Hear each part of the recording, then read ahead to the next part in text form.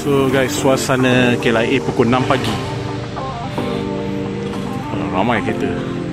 Okay, alhamdulillah duduk. Tu saya duduk dekat tu. Okay.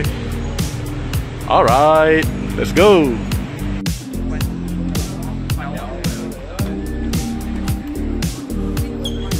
Tu MH366 Taipei GH row. Tu flight saya. So alhamdulillah guys,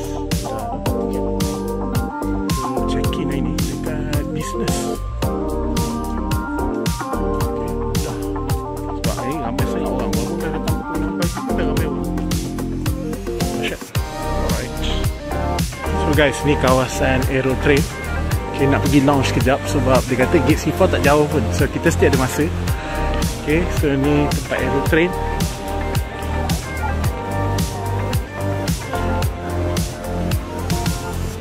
Kita baru turun ni. Alright. Ni dah datang Aerotrain. Tempat Aerotrain sampai. Okay, jom pergi lounge sekejap. So Plaza Premium Lounge dah pindah. Saya pun tak tahu, tak follow kan. Sayanglah. Tak apalah, next time lah kita travel boleh guna.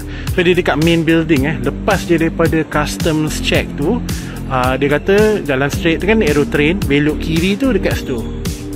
So situlah Plaza Premium Lounge. So tak dapat lah saya nak gunakan credit card saya punya perks hari ni. Okay, so kita pergilah cari makan dekat mana-mana yang best sebelum boarding flight.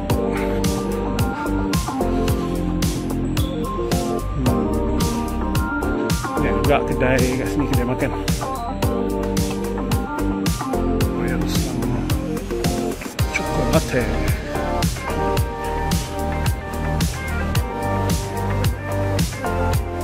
Okay.